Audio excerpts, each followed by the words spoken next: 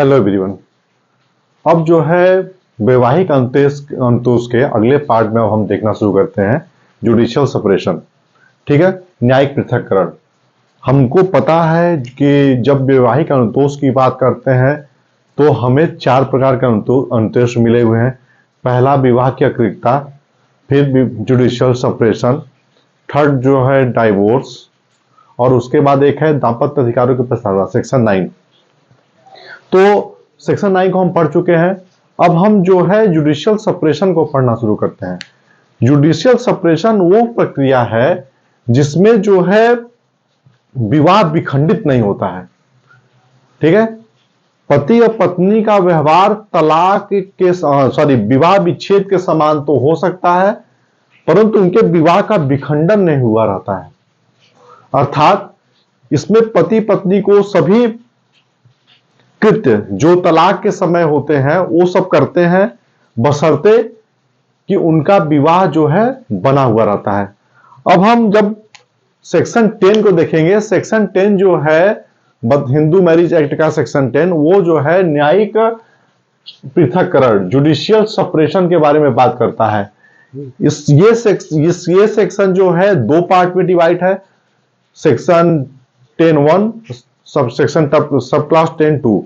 ठीक है, तो सेक्शन जो 1 है, सेक्शन 10 क्लास का सब क्लास 1 है, ये बताता है कि वो सभी आधार जो सेक्शन 13 के में विवाह विच्छेद के लिए आवश्यक है, वो सभी जो है जुडिशियल सेपरेशन में भी आवश्यक है। सेक्शन 10 का सब क्लास 1 जो है उन सभी आधारों को मान्यता देता है जो सेक्शन 12 में तलाक विच्छेद के लिए मौजूद है। तो सेक्शन ये जो है 1976 में जो है 1976 में जो है अमेंडमेंट के थ्रू जो है सेक्शन 10 में ये शामिल किया गया। सबसे पहले हम जो है उन आधारों को देख लेते हैं कि कौन कौन से आधार जो है हमें सेक्शन 10 में जो है मिले हुए हैं सेक्शन 13 के थ्रू। ठीक है, तो सेक्शन 13 में जो है टोटल 11 बेसिस हैं जिसके बेसिस पे डाइवोर्स की डिग्री प्राप्त की जा सकती है, परंतु उसमें से जो है 9, क्योंकि जो सेक्शन 9 और सेक्शन 10 वो भी सेक्शन 13 में जो है बेस हो जाता है डाइवोर्स के लिए। तो हम जो है सेक्शन 13 के जो है इन 9 आधारों को देखते हैं, कौन कौन से आधार जो है हमें प्राप्त है जुडिशियल सेपरेशन के लिए। तो सबसे पहले जारता, एडल्ट्री, फिर क्रूरता, उसके बाद अभित्याग, धर्म परिवर्तन, विकृत चित्ता मतलब कि अनसोल्ड माइंड या फिर मेंटल डिसऑर्डर, फिर कोड, इसको जो है 2019 में जो है इसको निकाल दिया गया है। अब ये जो है न तो तलाक का न तो जुडिशियल सेपरेशन का आधार रह गया है, क्योंकि कोड जो है पहले लाइलाज बीमारी मानी जाती थी, परंतु अब इसका इलाज संभव है, इसलिए जो है इसको अब जो है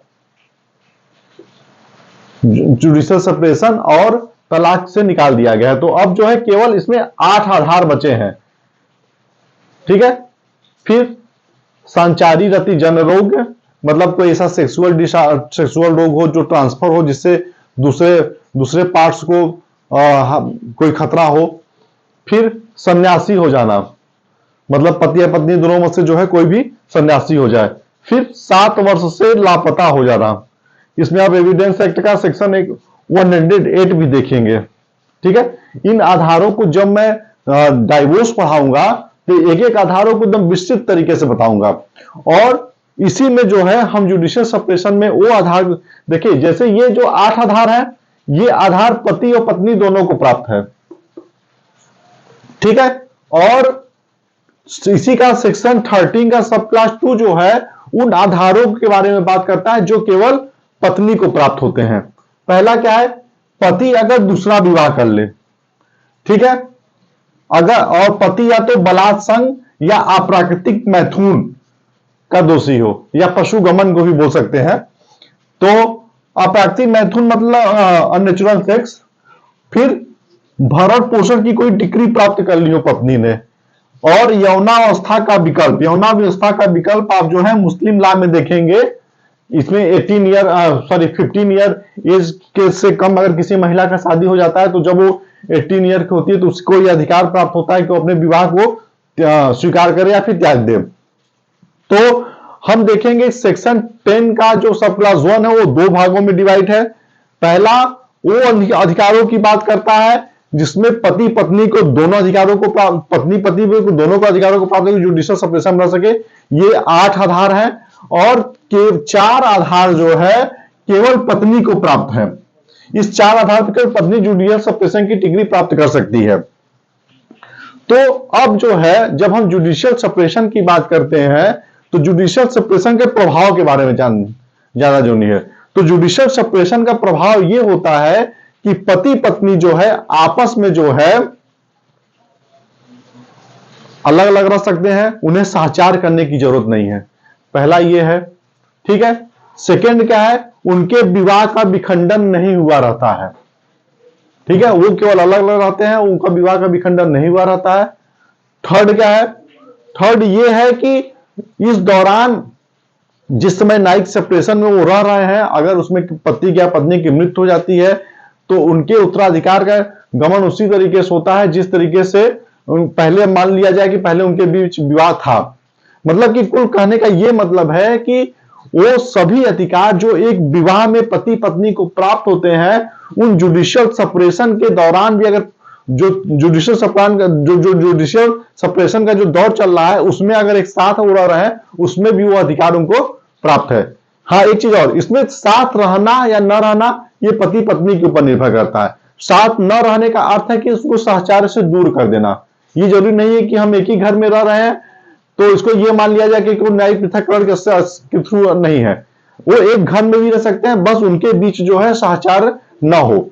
ठीक है, तो अब एक चीज हम ये देखेंगे, सेक्शन इसी का सेक्शन 10 का सब क्लास 2 जो है ये बताता है कि जब डिग्री पारित कर दी गई, जब जुडिशियल सेपरेशन डिग्री पारित की गई उसके बाद किसी भी समय जो है पति पत्नी आपसी सहमति से जो है साथ में रह सकते हैं, और या फिर वो जो है न्यायालय को ये लगता है कि अभी डिग्री का प्रभाव को समाप्त कर दिया जाए तो न्यायालय वो आधारों पे जो है जो तथ्यों को देखते हुए उनको जो है इस डिग्री को अपास्त कर सकती है, मतलब सब रद्द कर सकती है। तो इसका मतलब ये देखते हैं कि ये जो सेपरेशन का जो सिद्धांत है, हमारा जो जुडिशियल सेपरेशन सिद्धांत है, इसके अंतर्गत जो है इसका जो प्रभाव है, ये इसका जो नेचर है ये सर्वबंधक का नेचर है।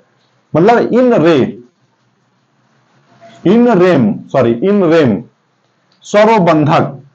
सर्वबंधक के नेचर का मतलब क्या है, इसका प्रभाव तभी तक रहता है, इस डिग्री का प्रभाव तभी तक रहता है जब तक इस डिग्री को रद्द न कर दिया जाए। मतलब जुडिशियल सेपरेशन की डिग्री पारित होती है, इस डिग्री का प्रभाव तभी तक रहता है जब तक इसको जो है नष्ट न कर दिया जाए। और इसमें फोर्थ देखेंगे इसका, अभी जो मैं इसका जुडिशियल सेपरेशन रहने के बाद जो इसका वो बता रहा था, एक इसका एक ये भी है कि जब पति पत्नी जो है इसमें अलग रहे तो निर्वहन भत्ता भी जो है पत्नी को अधिकार प्राप्त है कि वो निर्वहन भत्ता या भरण पोषण प्राप्त कर सके। तो अब हम देखते हैं कि जब सेक्शन 13 के जो है सेक्शन 13 के जो बेस है डाइवोर्स के, उसी को जो है जुडिशियल सेपरेशन में डाल दिया गया, तो अब सेक्शन 10 का महत्व उतना नहीं रह जाता है।